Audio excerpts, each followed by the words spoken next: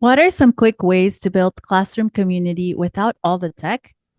We're discussing a few ideas in today's episode of the DIESOL podcast.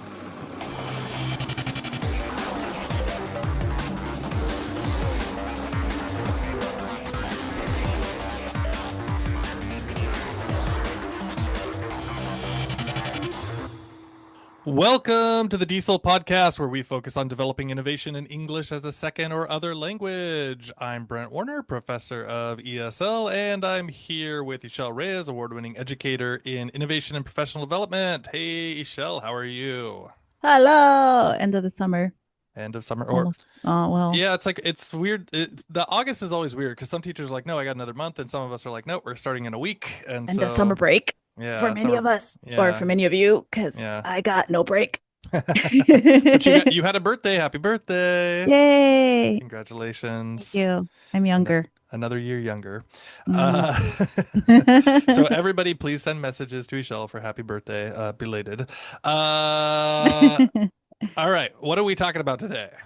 My favorite topic, All right. Which is, building classroom community. oh, I thought it was going to Mhm. be about like potato chips or something. No, that's next month. Okay. Are there potato chips involved in Uh, building classroom community is all I need to know. um, well, we've talked about this before, right? Not Uh, potato chips. we have talked about icebreakers, warm-ups, Mm-hmm. those kinds of things. So in areas, I think, and of course, like regularly, just part of our conversations, Mm-hmm. classroom community is a huge deal. But I don't think we've really done a specific episode on building classroom community. All right. So, as you say, let's dive right in. All right. So, we know that before language learners take language risks, they need to feel safe, they need to feel comfortable in their environment. And part of that is building a classroom community, Mm-hmm. which helps them to feel again part of a community. If they're not part of a community, then why would you want to participate, right? Mm-hmm. And we've talked about lowering their affective filter, helping students feel like they can make a mistake without feeling embarrassed, and like it's a positive thing, right? So building classroom community is something that does just that, and that's what we're talking about today. Yeah, yeah. So how do we do Um, that? Yeah, I mean it's there's all sorts of ways and people have built over the years, their own techniques and Mm-hmm. things. And so we're just going to share some of these, but today we're not going very high tech. We're talking kind of simple, basic ways because we know a lot of people out there listening might be in different settings where it's like, hey, I can't get students on all of these platforms or whatever else it Mm-hmm. is. And so while we love talking about the tech stuff, we also, we want to make sure that we're just talking about innovation, thinking about ways to do these things as well. And Ishel, I've had like mixed like I've had some classes where the classroom culture just didn't end up meshing, right? Have you ever had that Mm-hmm. before? Oh yeah. Again, there's always that personality factor, right? And Mm-hmm. and again, experienced teachers will know. Sometimes trial and error and see what works, but you just have to be really fine tuned to the classroom personalities and decide what you might try with them. And if that's hard to do on day one. Yeah, yeah, for sure. Because like for I tried something, on day one. I was like, I don't remember what it was. I was like, okay, I'm gonna go like shake every student's hand as they come in the door and introduce myself or something like that.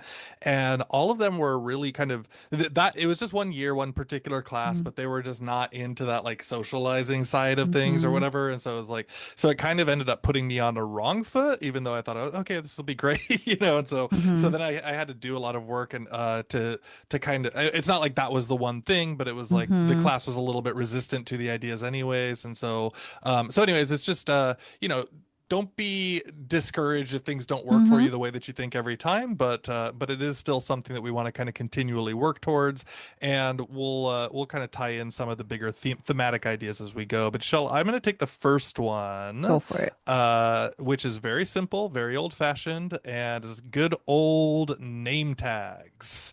Name tags.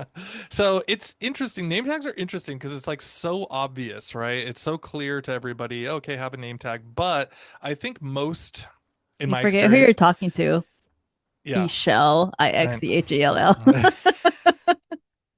Okay. Oh, I know, but this is what but like I think that experienced teachers kind of start going like, oh, I've learned people's names. I don't need Mm-hmm. to have name tags anymore, right? But there's a couple things to think about with it. So number one, it's not just for you, right? I mean, it is partly for you because it helps you reinforce and like, I don't know, for me, there's always like the two or three students. I'm like, wait, I can't quite remember their name, right? Or something like that, depending on the size of your class.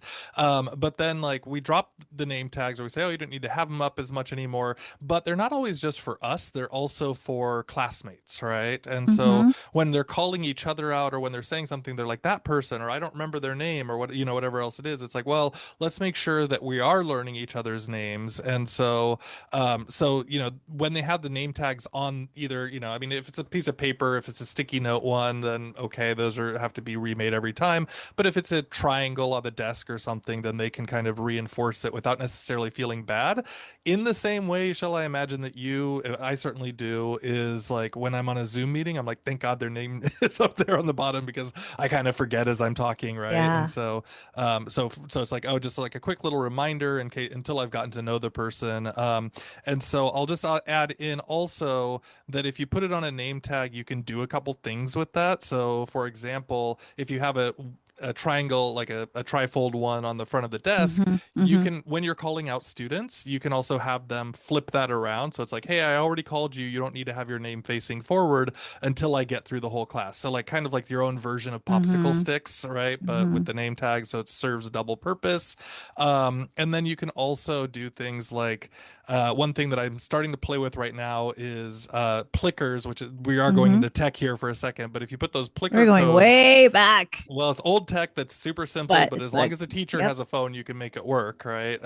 Which is basically scanning these kind of mini QR codes. But I talk about this tech a lot because I just think it's really lovely and simple. And so then you could have students, for example, answering multiple choice questions by holding up their name tags in a certain direction, and you could scan it and see how they're doing. So, anyways, if you're interested in all of this, like the name learning things, I did get this book last year. It's called A Teacher's Guide to Learning Student Names. And it's, a fairly reasonable price on Amazon, I think, or just get the ebook version of it. But There's a whole book on that, guys. yeah, well, Don't get my name wrong. it was really interesting because it got into the Mm-hmm. psychology of like why we forget Mm-hmm. names. So that part of it is Hmm. really interesting. The majority of the tips were basically make name tags in the classroom. So, but it was really a quick and interesting read. So, a teacher's guide to learning student names if you're not sure. Did you know, fun fact, most of my students will learn how to spell my name, whereas my colleagues still can't get it right. Names are important. Yeah. All right. So roles are also important. And one of my favorite things to do with building classroom community. And again, it depends on the class, but these are classroom roles, your typical classroom roles. I know um, many teachers will have like a supply person who passes out paper or Mm. someone who, collects the homework from people or make sure it's an accountability buddy to tell you that your partner is here or something like that. But I prefer to do something where the students are going to choose and they're going to negotiate. It does take maybe like an hour or so into the class so that students have had a chance to maybe talk to each other a little bit so that it's not like a high risk activity. But you could have icons to represent the roles. For example, I like to have somebody help me with tech, so I call it the IT person. And this idea all came from an episode we did with Sally Finkley on gamification in the classroom, Mm. and she had some amazing role titles. And this was pre Chat GPT, which I found I can now make faster titles for the roles and make them either funny or serious. Like I have a security person, but all the security person is in charge of is closing the door after the last person comes in. Students love it. And I mean, you can always do this digitally and you can have it on an LMS, etc. But I find that students like icons that I print and put them on a magnetized board. And they constantly look there to see who's in charge of. And also, if there's a sub can come in and see who is there and ask for help. The other thing that is really cool is students can make up roles. So I've had students come up with roles like slang master, coffee facts, because in the morning, they're all coming in late with their cup of coffee, or English jokes. And of course, you can also ask AI to generate some roles based on the needs of your classroom. Oh, Another thing you could do is just ask the students if later they feel like some role does not suit them or they want to trade with somebody, they can. They just have to figure it out and then let you know that's it. And that ver- gives them a chance to take ownership of the classroom because it's our classroom, right? yeah, yeah, yes. Always our classroom. That part, Mm-hmm. slide that one in there too. But like, make sure that they feel like they have equal ownership over the classroom for sure. Mm-hmm. I'm also just quickly in follow up to that. I'm going to just give a quick shout out to Donna Price.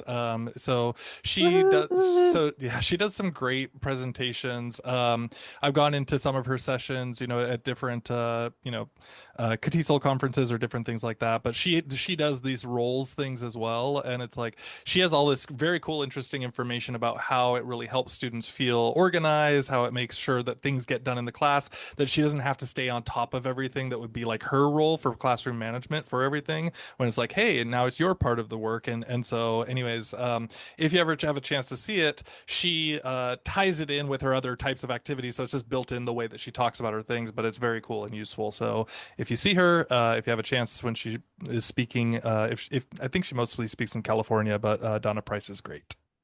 Cool. All right, so next is pass the mic. So um, it's easy for us to call on students, right? We just say, hey, so and so, please, what's the answer to this question or whatever else it is, right? And this is not by any means a new idea, but like you can do the change where you say, hey, if you're holding the ball, you're the speaker. If you're not holding the ball, you're not the speaker, right? So you can Mm-hmm. pass the ball around. A lot of teachers like to do like a cush ball, which is one of I those have like a Pokeball. you have a Pokeball, right? Yeah, Yeah. they So love it. something like this, right? And so the ball is the microphone, and only the person, and it's like quote unquote microphone, but it's only the person holding it is the one to talk. So I still have problems even in my adult ESL classes when it's like, hey, we're starting to talk again, and someone else is talking, and then on the other side of the room, other people are talking. But when you kind of have that physical ball or physical thing that is being moved around, then people are like, oh, okay, hold on a second, we have to pay attention to where that is. And then if it's a ball in particular, and they know, hey, that ball might get thrown to me if I'm not paying attention. It can just serve a little bit of focal a little bit of a focal point for people to go like, hey, hold on a second. Okay, and now I need to actually pay attention and not just let my brain wander or chat with my neighbor or whatever else it is. So they'll be a little bit more focused and then paying attention. That means they're paying attention to their classmates. That means they're paying attention a little bit more to the classroom. And that kind of organized system can just be great. And again, I'm going to also add in a tech version of this. If you have the ball, great, that's fine. Depending on your classroom size and all these other things, there is the Cue Ball Pro. Michelle, have you ever seen this thing? I think I saw it at DIESOL. Yeah, you probably did. Hmm. I didn't Anyways, play it's with it, but I saw it at the they were at TESOL, yeah, yeah, in the exhibit hall. the exhibit hall. It's basically it's the same thing. It's a ball, but it has a microphone in it, and then it Bluetooth out to whatever your speaker is, right? So then the students, when they're speaking, they face the microphone that's in the ball to their mouth, and then they hear their voice all over the room. Anyways, great option too for if you want to kind of keep that, but also get the audio version because sometimes people's voices are hard to hear across the classroom. Some people are quiet speakers, etc. So if you want to invest in a little bit more technology, there is the Cue Ball Pro. Yeah, and something I do is I also have a little plush heart. So depending on the class, I'll be like, all right, guys, and here's the heart. You've got to take care of my heart. Don't drop my heart and break my Oh, heart. If you drop it, you might get an extra question from me. But then inevitably that turns into like a challenge. Like they want to answer the extra question, so and they're they'll start proud when they, breaking your yeah. heart. It'll always happen to the person who's looking a little sleepy, but again, they don't, it hasn't turned into something negative like punishment, like a Nice, punishment. So nice, just don't nice. drop the high tech version. Yeah. Well, the Cue Ball Pro is meant to be dropped. I mean, it is a ball, so I Oh, guess it's okay, right? oh, Like you can. actually, yeah, I didn't get to play with one. Cool. Yeah, yeah, Well it's then. kind of a soft and squeezy, but it has a microphone built into Mm. it. So, anyways, check it out. Cool.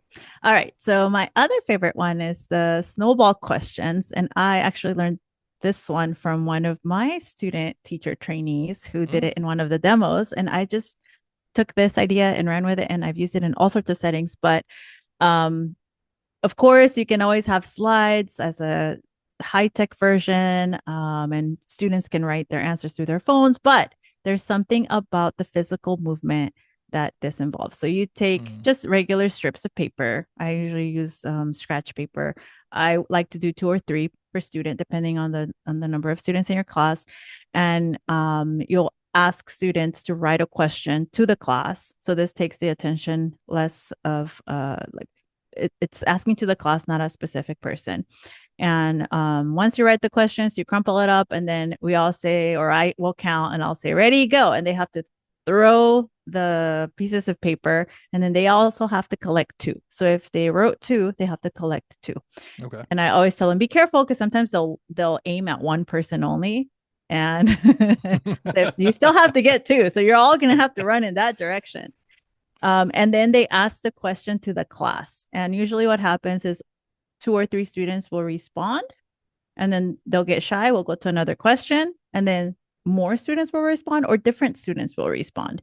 And Mm, again, this you can set parameters like, okay, it should be a one yes or no question, a WH question. And of course, inevitably you're gonna ask the same question because if it's an introductory activity, you might have the same question. And that's okay. It encourages other students to hear a different form of the question asked or to participate if they haven't already answered. Um, what I also like to do is I sometimes throw in my questions and it'll be like a spicy question. And ooh. What do you spicy mean by question might be spicy? something totally unrelated to what we're talking about, but related to what we've covered in the class so far. Mm, okay. And then they get excited because they want to all answer because they all want to show that they were listening. And this activity kind of works better maybe the second day in or the second hour in after the students have gotten a chance to maybe know a little bit about each other and they're curious. So snowball questions. Very nice. All right, Michelle. We're gonna make a commercial on the fly. You ready? Woohoo. So this is gonna be one of those like commercially types of things where you're like, We I are ask a sponsored question. by, no, we're not sponsored No, yet. no such thing. Where you're going to be answering my questions in an Oh, upbeat voice, and I'm going to be promoting the thing. Are you ready? yes. All right, here we go. Do you ever feel like you don't have enough knowledge about what technology is out there? Well, we have, am I responding? Are you talking You're supposed about to to be like you're me? supposed to be like, do I ever? Do I ever?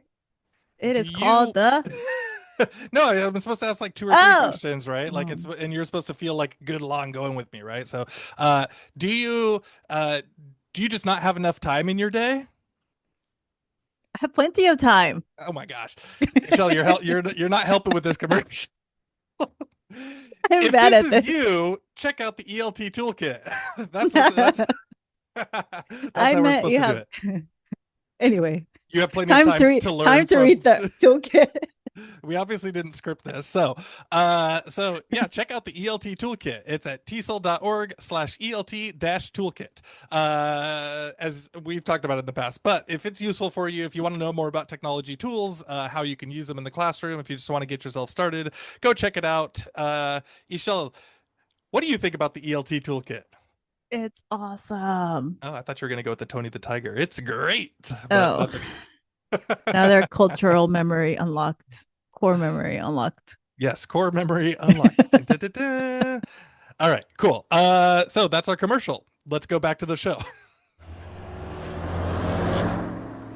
It's my turn again. So Michelle, I'm sure you do this. I'm sure a lot of us do this in our class, but being a little bit more intentional about like cultural comparisons, especially in an ESL setting rather than EFL. EFL is a little tricky because everybody's, Mm-hmm. often from the same culture. But Mm-hmm. in an ESL setting, there, you could put students, for example, in mixed cultural pairs. So you say, hey, if the class is diverse, if it's really quite easy to Mm-hmm. do, but you say, hey, you're from country A, you're from country Z, whatever it is, let's match you guys together together, and then just let them talk to each other for a while and see what they can find, because students always find things. They're like, oh, we do the same thing in my country, or oh, we do the same, like we have a similar food, Mm-hmm. or oh, we have whatever else it is, right? And um so you can give them some time to work and talk to each other and really try to figure this out, but you might need to guide it a little bit as the teacher and say like, hey, are you talking about foods, or are you talking, what do some of the traditional ceremonies or traditions Mm-hmm. look like? And sometimes this one would be a little bit harder just to start guessing, but like I do find sometimes students feel like they have like vocabulary words that overlap, right? Or they feel like, hey, this kind of feels like the same thing, or this term, it means that we have this term or expression. And so you can then have the students either come up to the front of the class and share what they learned about like how their cultures overlap, or you can have them present to other groups and they can kind of present on each other's cultures. So saying, hey, this is so and so from Colombia, and she does this in her growing up in her hometown, and it's very similar to what I did or whatever else it is, right? And so it's really just kind of that when students start seeing, and we've all known this, we've all seen it, but it's like when they start seeing each other and going, oh, I match ideas with you, or we do similar things to you, they start to feel more at ease with each other, and they start to feel more comfortable in their talking. And so finding ways to be more intentional, and not just that it's like a slow discovery randomly at some point in class, but that you're saying, let's actually figure out a couple of these things, because that will more quickly bond them together. Yeah, very cool. I can't think there's a book that I use for this that has kind of question starter, so we'll have to put it in the show notes. I cannot think of the title, but I take it overseas all the time, and it's a hit for community building and ice breaking for Perfect. If both. you Mhm. if you find that, let's put it in the show notes for sure. Cool. Another thing that I learned when I was in grad school is the importance of rituals. Rituals help to build community. And so I like to have puzzle rituals.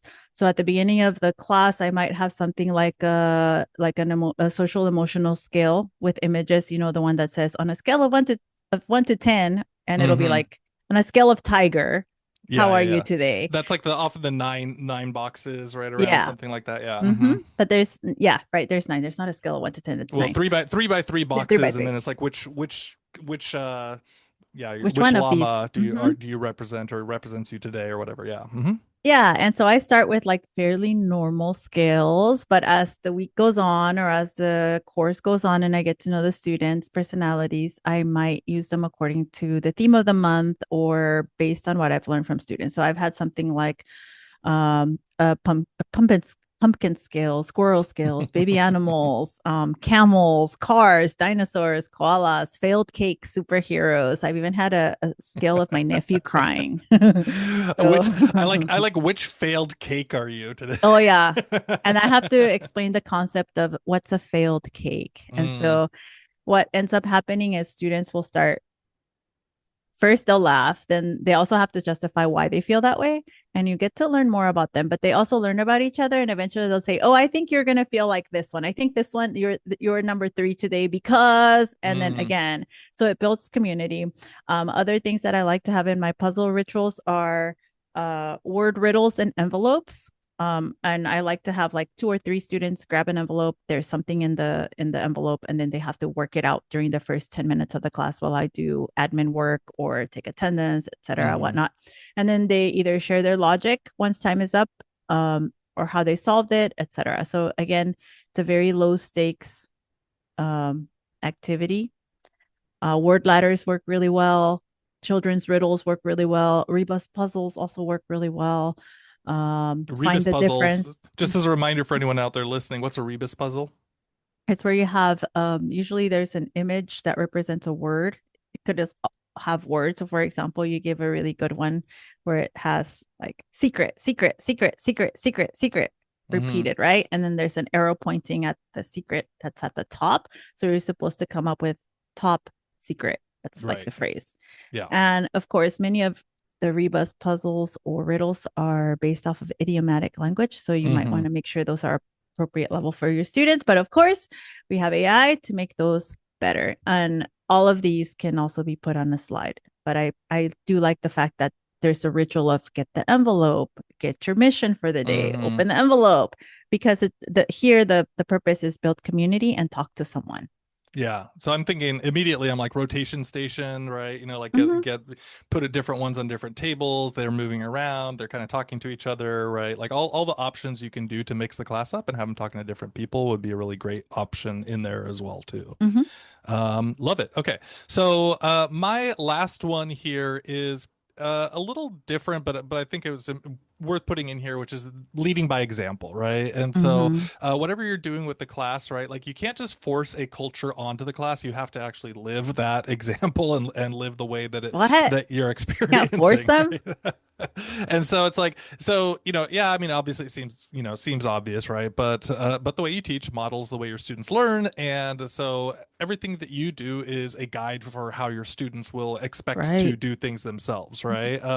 And so, this also ties into your personality and who you are. But, if you want things to be very highly organized, it's much, much easier to do that if you're an organized person, right? If you're a messy person and you're saying, hey, it must be perfect. I want them to get everything right because it'll make it easier for me later, but you don't set everything up for them in a way that's well organized, right? Then it's not going to build a culture in the way that you're looking for, right? On the other hand, if you're more kind of free flow and you want to experiment on the fly and you say, let's just give it a try and see what happens, then students will take those kinds of risks in the class as well, right? They'll be like, oh, the teacher's doing this kind of thing, right? So I can do that kind of thing as well. And so, Michelle, I'm sure we've talked about this in the past at some point, whether it was on the show or Hmm. just chatting. But I used to work with this teacher. She was great, and she would intentionally carry paper books to class every day. Whatever she was reading, she would always get it in a paper book. She's like, oh, Hmm. I don't get a Kindle, I don't get a whatever. Like, I always get a paper version of the book, and I always carry it with me to class so that my students can see that I'm reading and moving forward through books all the time.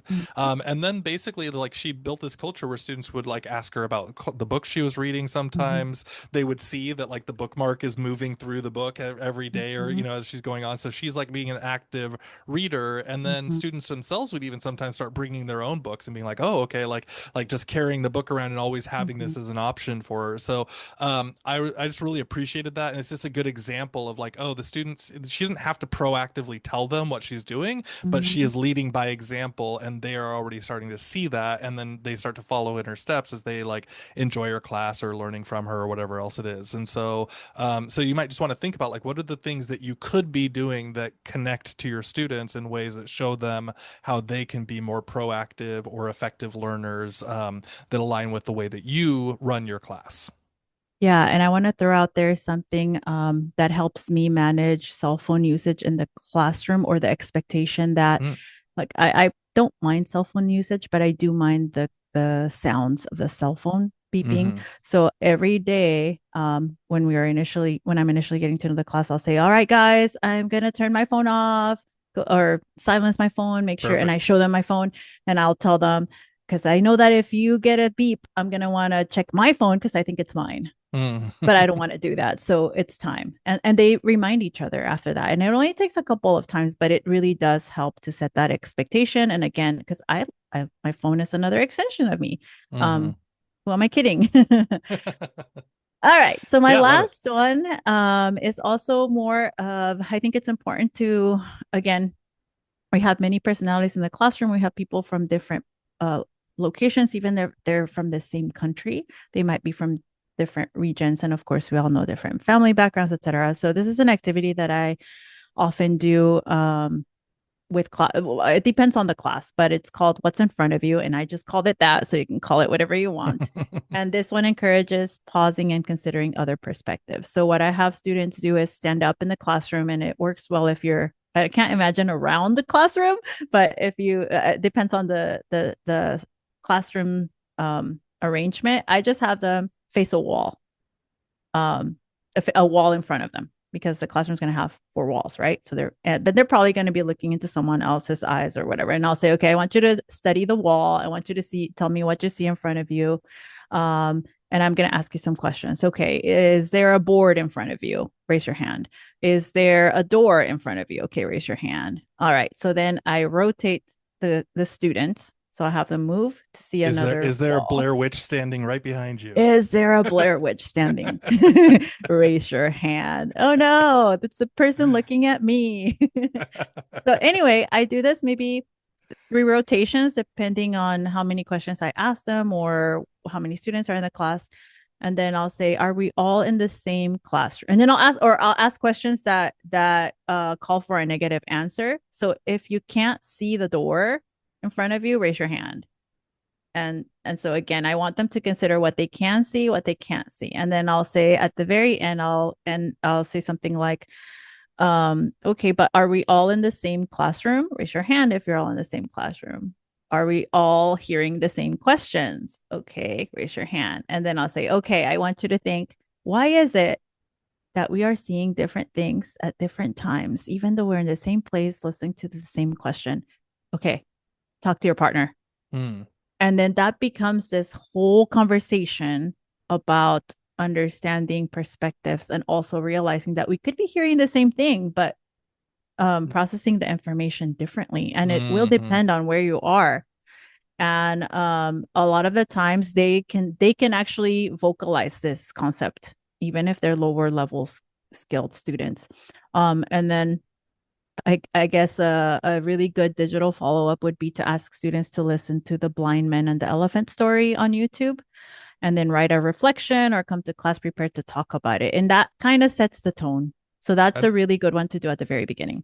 Oh, is that the story where like the one guy touches the leg and he feels the Mm-hmm. tail, Mm-hmm. the nose? Yeah, okay, right. So they're all Yeah. describing something totally different, but it's the same But animal, it's right? the Yeah. same. Yeah. Yeah, yeah. So again, that's part of community. Yeah, for sure. So very cool. So I like that, right, as a way for them to kind of understand their perspectives on each other as well. So excellent. So there are a handful of ideas on how to start building some community in your class, and I hope don't try to do all of them all at once. Again, as always, we say Or share take one that you do that works. yeah, Twist yeah. it. Please Do a do twist. share with us. Let us know which ones resonate with you or what other approaches that you have in there. If you let us know on the show notes, that would be awesome. All right. So, our fun finds. I have discovered a really cool Mexican musician. His name is Umbe with an Mm, H for Umberto. okay. And he's amazing. He started publishing stuff on YouTube. I think YouTube or Spotify. I don't know. But, anyways, he got picked up by Sony Records and he's amazing. So, check him out. There's a link in the show notes. Very cool. Very cool. So mine, last month when I was in Japan, I go to these coffee fests every time if they're happening around me. So I Coffee picked snob. up, yeah, coffee snob. I picked up a new pour over dripper, which is from the company called Origami. Mm, Already have one from this company, but I wanted one for my office, which is matching my glasses color. So I got this orange. orange one, yeah. And anyways, I found it for sale in America too. So if you're Cool. into pour over coffee, this is the company called Origami. It's like a Hario V60 kind of thing, but it's kind of got this like crinkly shape to let more water flow through on the sides. And so if you're interested, the Origami pour over dripper, we'll have a link specifically if you want the exact orange one that I got. You can find it on this website as well. So take a look and check it out. All right. For the show notes and other episodes, check out diesel.org/124. You can find us on YouTube, Facebook, or Instagram at DieselPod. You can find me on some of the socials at Brent G. Warner. And you can't really find me these days. But if you do, I'll be at Ixy_Pixie. That's IXY_PIXY. And of course, through the at DieselPod, I'm available. Yeah, well, and they can also find you at diesel.org, right? If they leave Oh, notes yeah. in the show notes or anything like that, we'll Mm-hmm. we'll be checking those, of course. People find me anyway. Even when Thank I don't you want to be for found. listening. Yeah, thanks everybody. Good luck with your next semester as it's coming up, and we'll talk to you soon. Bye.